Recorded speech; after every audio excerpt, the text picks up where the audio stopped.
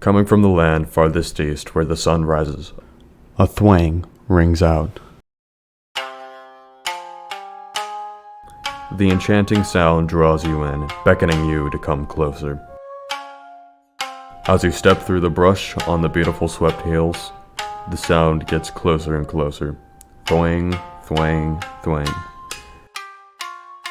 The sound is so close now, and as you push the last bush branches aside, you see a sight that you will never forget. This weird-ass thing. I never said it was rememberable in the good way. This is the shamisen, a string instrument hailing from Japan, the land of maid cafes and Western tourists who are unnecessarily infatuated by them. Despite looking like the guitar's cripple cousin, it has a very interesting sound, distinguishing itself as an honestly cool instrument despite it looking like a shovel you would use to dig trenches with. Because of that, I like to go into the history of the instrument and a bit about how it's played too. So sit your booty down and listen up, because I'm not repeating myself. Before we get into the history of the instrument, we need to know what we're actually talking about. So what is a shamisen? Well, as I said before, it is a string instrument. A 3-stringed one, to be in fact. Like a guitar, these strings connect to 3 pegs on the sides of the head for tuning, the only difference being they're really big for some reason. And again, there's half as many. The musician playing uses this large fan-shaped thing to pluck the strings while they use their other hand to hold the instrument and push down the strings on the neck to make a variety of sounds. Its neck, unlike a guitar, is fretless, meaning it doesn't have these dividers. That's only a basic outline you can make with observations and a very basic knowledge of the instrument, as there's a lot of craftsmanship that goes into these things. For example, did you know that the main framework of the instrument called sao is made up of 3 parts called mitsuri? And then if you put that sao together with another part, it's called do, only then do you get the full instrument. Of course, I'm probably wrong on some of this. I looked at several diagrams of this thing and I honestly couldn't tell the difference from the shamisen and rocket blueprints. Feel free to correct me in the comments. And if you want some more information from a credible source that's not a random ass southern white guy, then I linked an article from a website literally dedicated to this instrument in the description, along with any other sources I used for this video's research in the description.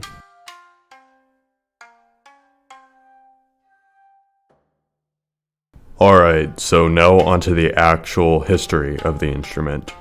The first shamisen actually came from China in the Muromachi period of Japan with the name saksan. Saksan? But at this time, it was primarily only traded with the people of the Ryukyu kingdom located on, well, the Ryukyu Islands, south of mainland Japan. It was introduced to the Japanese, however, when the year 1609 came around, and a clan named the Shimazu clan decided to go on a cruise conquest from a place in southern Japan called Satsuma. They were like, hey, we boated all this way to this island and it would be a hassle to come back with nothing. So we're going to take over your land and force you to trade and pay taxes to us. And that's what they did for the next 270 years. That's an unrelated story, however. During this trade, I guess the Okinawan people decided the pseudo-shamisen, at this point called the sanshin, would be a cool present to give to their mainland overlords, so they sent it over. Of course, this could have happened another way because I think the Ryukyu Islands were doing some trading with mainland Japan at the time. Japanese history can be really confusing sometimes, and like with all history articles, some of them can leave out important info, hence one of the needs for different sources, and sometimes the sources contradict, and then you need to find more sources, and then it's all a blur. While it wasn't an immediate craze in Japan, over time a lot of people came to like it and decided to start playing around with it and experimenting with different ways to make and produce it and shit. For example, some people in the late 1500s thought it would be a good idea to use cat and dog skin for the main body of the instrument. Wait, So did it come to the mainland before the 1609 invasion, or did the people on Okinawa think of that? You see what I mean with the confusing timeline? Really confusing. Anyway, later on in the Edo period, the instrument significantly rose in popularity. First with the nobles and higher-ups in Japan, who then imported more of them or had them manufactured, with some of the shamisen, or their blueprints, getting into the hands of the commoners in city and rural areas, where they each developed their own style of playing. It apparently became really attractive if you could play the shamisen, with many women who could being able to marry into higher households. It also made jobs for the disabled, as many blind people made money from playing and producing music. One of these blind people, a guy named Ishimura, got especially good in the Kyoto region and was given the title Ishimura Kengyo, with Kengyo being a title for a master in music. So he was kind of like Japan's equivalent of Stevie Wonder. In modern times, the shamisen has seen a decline in use among the populace of Japan with the introduction of Western instruments like the guitar or the piano. This of course started when in 1853 Commodore Matthew Perry of the US Navy came up to Tokyo Bay with their then modern and top-of-the-line ships, hoping to re-establish trade with the feudal country for the first time in over 200 years.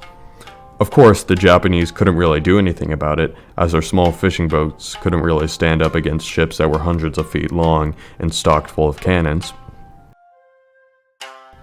Despite this, it is still used in many different ways, with its twangy sound pairing up well with the more mainstream Western instruments.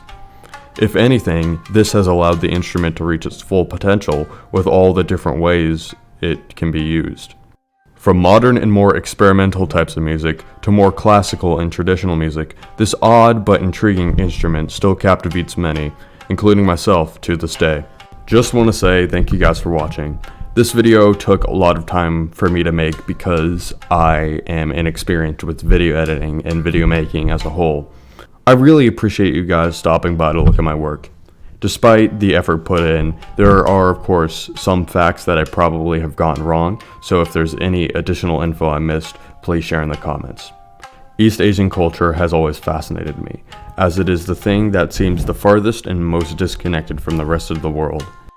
I would love to talk more about the music and art from this region, maybe even doing something unrelated to the arts, as there's much more to these cultures than the arts. Anyway, see you guys later. Bye!